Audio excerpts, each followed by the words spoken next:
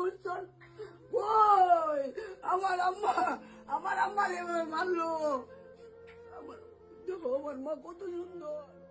এই যে দেখছেন ছবির মেয়েটি, সে শুধু লক্ষ্মী বউ হতে চেয়েছিল, আর কিচ্ছু সে চায়নি, কিন্তু বিনিময়ে পেয়েছে মৃত্যু। হ্যাঁ দর্শক, স্নিগ্ধা আর নেই। ইন্না লিল্লাহি ওয়া ইন্না ইলাইহি রাজিউন। যে মেয়েটা ছোটবেলা থেকে প্রাণবন্ত ছিল, হাসি খুশি ছিল, স্বপ্নে ভরা ছিল, আজ সে এক ভয়াবহ নৃশংস। তার একটাই চাওয়া ছিল, লক্ষ্মী একটা বউ হওয়ার তার ইচ্ছা ছিল। সে চায়নি ধন সম্পদ, গাড়ি বাড়ি কিংবা স্বর্ণের পাহাড়। সে চেয়েছিল কেবল ভালোবাসা, আর সে ভালোবাসাই হলো তার মৃত্যুর কারণ। কি ঘটেছে মেয়েটার সাথে, ভিডিওটি দেখুন। আমি যে জ্ঞানে কখন কানতাম আর দিয়ে সব কাহিনী কইতাম আমার জি। সে ভালোবাসার মানুষই তাকে একদিন নিজের হাতে দুনিয়া থেকে মুছে দিয়েছে। শ্বশুরবাড়ির কথায় পরিবারের শান্তি ছিল না। যৌতুকের জন্য চলছিল লাগাতার মানসিক ও শারীরিক নির্যাতন।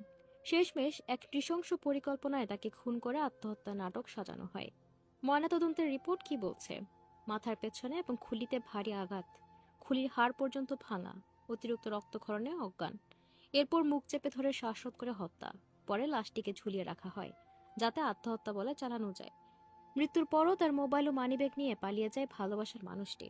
তার বন্ধুরা বলছে সে ক্লাসরুমের প্রাণ ছিল, স্নিগ্ধা ছিল বিদ্যাময়ী স্কুল ও মিন্টু কলেজের প্রিয় মুখ। আমরাও ভাবতে পারিনি ওর মৃত্যু এমন নৃশংস হবে।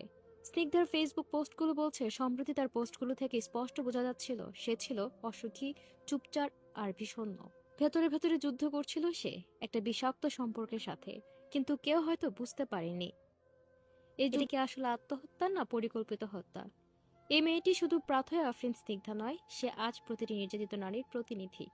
সে মারা গেছে, কিন্তু তার প্রশ্নগুলো এখনো বেঁচে আছে। কেন একজন মেয়ে তার ভালোবাসার মানুষকে বিশ্বাস করে মৃত্যুর মুখে পড়বে?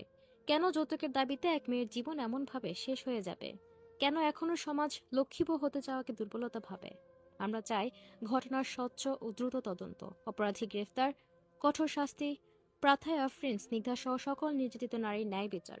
সমাজের সচেতনতা ও শিক্ষা, ভালোবাসা মানে আত্মসমর্পণ নয়, সম্মানের বন্ধন। স্নিগ্ধার বন্ধু আমাদের চোখে আঙ্গুল দিয়ে দেখিয়ে দিয়েছে, বেশি সহ্য করলে, চুপ থাকলে একদিন ভালোবাসার মানুষ আপনারই শ্বাসরোধ করতে পারে। তাই প্রতিবাদ করুন, সচেতন হন, বাঁচুন। আর একজন স্নিগ্ধা যেন না হারায়, এটাই হোক আমাদের লড়াই। এই মেয়েটাকে তার ভালোবাসার মানুষ তথা জামাই দুনিয়া থেকে বিদায় করে দিয়েছে যৌতুকের জন্য। মেয়েটার ছবির ক্যাপশনের দিকে আপনি তাকিয়ে বুঝতে পারবেন, মেয়েটার স্বপ্ন ছিল লক্ষ্মী বউ হওয়া, স্বপ্ন দেখা। খুব সিম্পল একটা ইচ্ছা ছিল তার। স্নিগ্ধা 24-এর আন্দোলনে একজন যোদ্ধা ছিল। বেশি ভালোবাসতে পারা মানুষজন ভালোবাসাটা পায় না। অত্যাচার সহ্য করতে থাকলে একটা সময় মানুষ সহ্যের সকল